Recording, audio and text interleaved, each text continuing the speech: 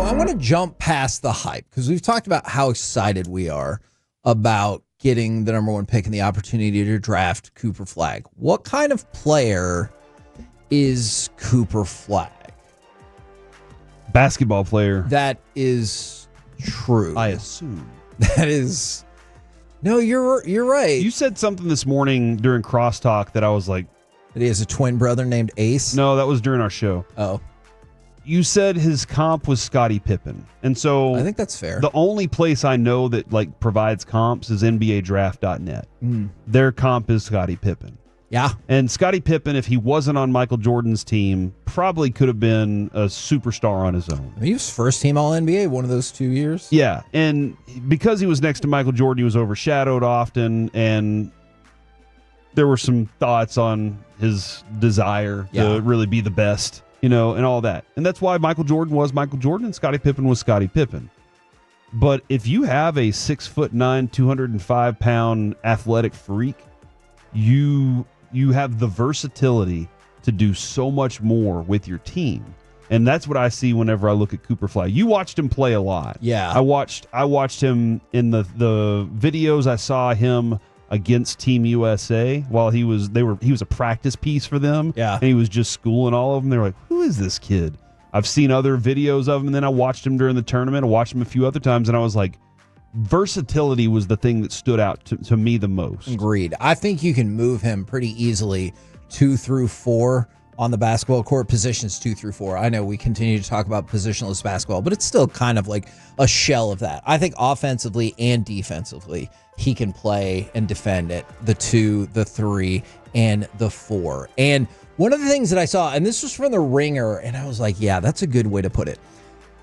Cooper Flagg will fit most every place, right? But he fits ridiculously well with the Mavericks because what have the Mavericks been prioritizing? Size and defense. I think he's listed at 6'9", but I think realistically Cooper Flagg is 6'8". Okay. And so 6'8" can dunk. yes. You know? Oh my God. Absolutely. But he can fire up those lobs to Anthony Davis like nobody's business. From anywhere on the court. Yes, exactly. I've seen him do it from at least midcourt, if not further back. But the ability to do it also by the basket and have that touch is very important, and he has it. And sometimes he would fall into the trap that you'd see with Paolo Banchero, where he was like, oh, this is a nice jump shot. And I know Shire would get on him about like, hey, go to the effing basket. And so be more selfish at times, he was really efficient finishing or drawing free throws at the basket, which is obviously what you're going to want to see at the next level. So with Cooper Flagg, he has the possibility to be one of the best defensive forwards in the league. Okay. I truly believe that. He was an outstanding defender in the ACC when he was 17 this past year and then 18. Keep in mind, he should just be graduating from high school, but because he decided to reclassify. But it's all potential because I've seen a couple of people say his comp is not as good as Luka. So I'm not going to argue with that right now because to say that Cooper Flagg is going to be at least as good as Luka, that feels like a foolish thing to say. Okay.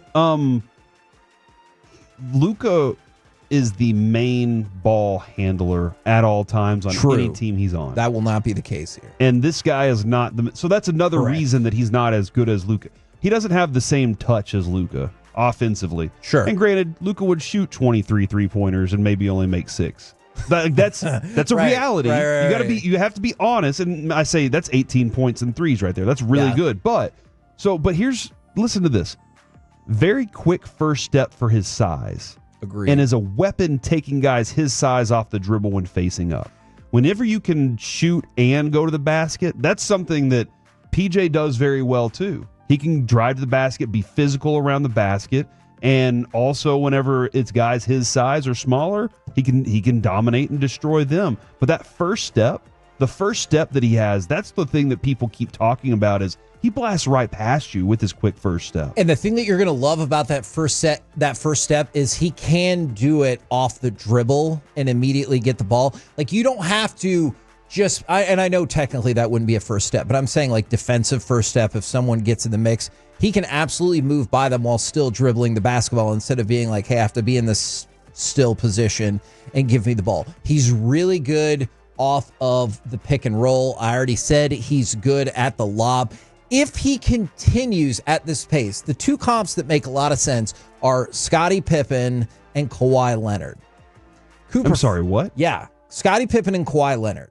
If he can, but that's a big if, because he just turned 18 and you're like, hey, I've seen, how many prospects have you seen fall by the wayside? Mm-hmm. But that's what he comps to. His mindset is different. Kawhi's efficiency is pretty insane. Absolutely. And the fact that he but versatility, defense first kind of mentality, yes, the things that it takes to win games, the competitiveness, those things all stand. I agree with you on that. There was a time when Kawhi Leonard was the best all-around player in the NBA. Like, if you're looking for best two-way player, it was absolutely him. From the 3-4-6, are we ignoring the fact that Cooper Flagg does not want to be here? All right. I'm sorry, what? He said that? Yeah. I'm gonna help. Paige said that, right? Yeah. Or did Paige clarify that with us? Or are we just enjoying it right now? I love the hope, but when I heard them try to hypothesize with Flagg coming out here, avoided all questions. That is who Cooper Flagg is as a media talking human being. That was because I watched this last night. I read the quotes. That's the smartest possible thing to do. Yeah. It's not, oh my God, I can't wait to be a Maverick. What if he doesn't get picked first? Sure. He looks foolish. Sure. He's very humble, for one. That's kind of another thing, too. And that's the big thing. So then add on to that, any trade could happen between now and then. If he goes out there and he's like, man, Dallas is my favorite city. I can't wait to play there. All the other cities suck. And then they trade it for Giannis. Milwaukee. And then now he's in Milwaukee, and he's like, love Milwaukee. And you're like, so this is a very smart play on his part. I didn't get any note, any connotation that he did not want to be anywhere. He was just playing it safe. Because I know people focused on the unenthusiastic clap and the post interview with ESPN. If you have seen Cooper Flagg do interviews not on the basketball court, that's pretty much what you get. Like, I would love to talk to Cooper Flagg. You would have to work really, really hard to make that interview super entertaining. And I don't know if, Kevin, if this is from earlier in the year, but the weaknesses I keep seeing on him has room to get stronger.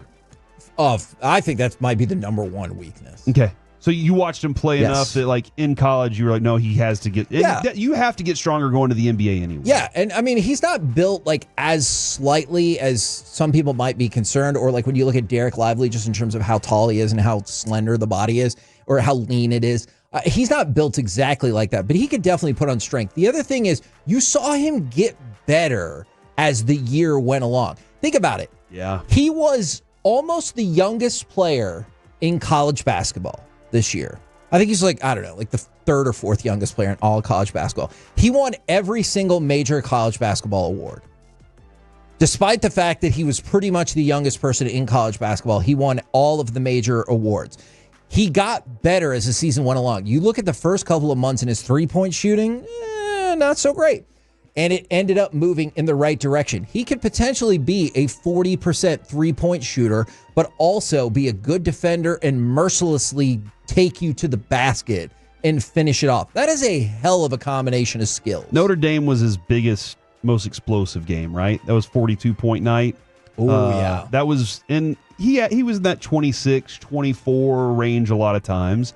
And then it was Arizona in the tournament, I believe. He scored 30. He was awesome in that game. And if you watch that game, he took it from Arizona because they were playing fantastically. So like that's where I kind of look at what he was very consistent with his points throughout the year. Then you go look at his blocks and steals, dude. Those are the numbers you need to be paying attention to. And his rebounds and assists. His block, steals, and rebounds. Those are the other things. Mikko Rantanen is a great scorer, right? Everybody's in love with his scoring. He's also great at assists. Yeah. He's also great at getting into the boards and getting a puck out. Those other things, whenever you have your best player getting and doing those things, it makes your team better. That's the hope and desire for this kid. I honestly, somebody said, don't oversell this guy.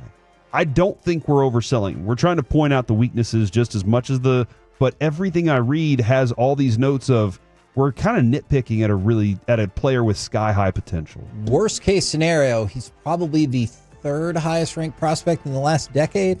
Who would be the top two? Wemby and I can't remember. I guess Wiggins is probably outside of. Okay. So maybe he's the second. Interesting, dude. Unless I'm totally missing Jalen Brunson? No, well, not Jalen Brunson. Okay. That doesn't mean that they're going to be good whatsoever. Yeah. But that's why the hype level is there. Somebody asked if he's going to start over PJ Washington. So I'm actually really curious what the Mavericks do at the wing now, because they have, I mean, look, I'm not going to argue you could have too many wing players, but I do wonder if they look at it and think that they have too many wing players. Your team is Kai, healthy? Yes. Kai, Clay, PJ, Anthony Davis, and Gafford are lively? You sub out Flagg for Washington, and I think that's their preferred starting lineup. Kyrie, Clay, Flagg, Davis, and Lively. And PJ's on your bench? Or yes.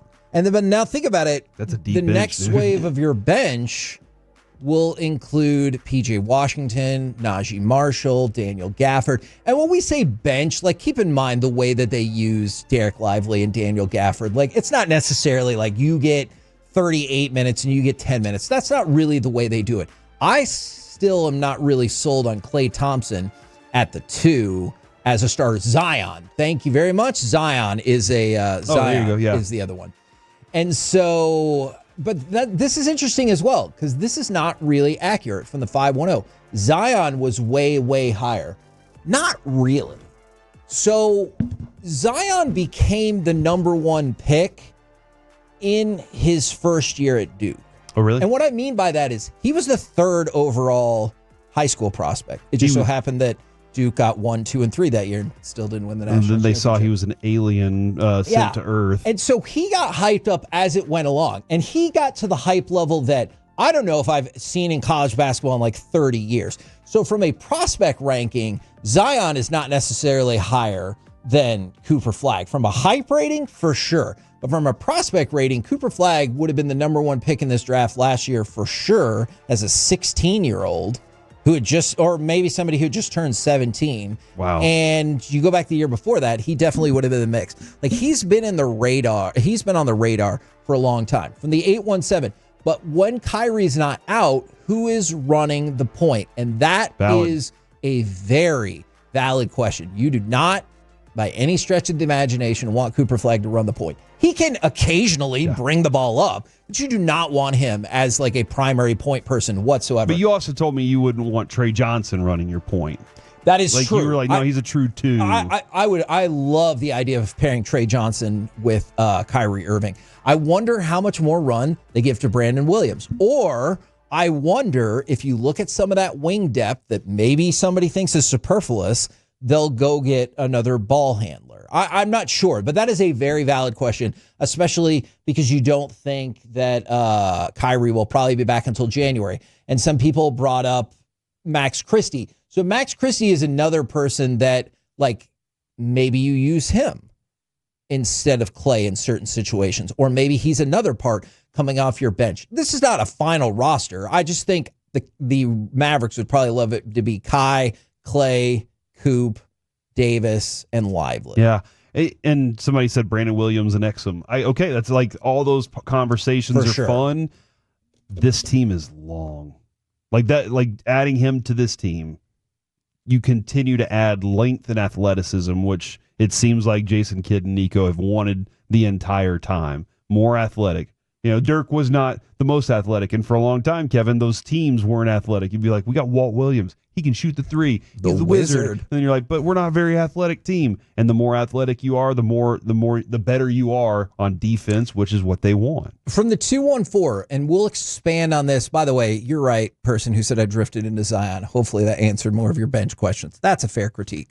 From the 214, is it a disappointment if he gets 13, 5, and 5 for his rookie year? We can dive back into this tomorrow, but projections for his rookie year: 16 points per game, 6.5 rebounds per game, 3.5 assists per game. For a rookie? For a rookie. For what about steals and blocks? I do not have. I will take a look and see if I can find All right, that. I'll take the points.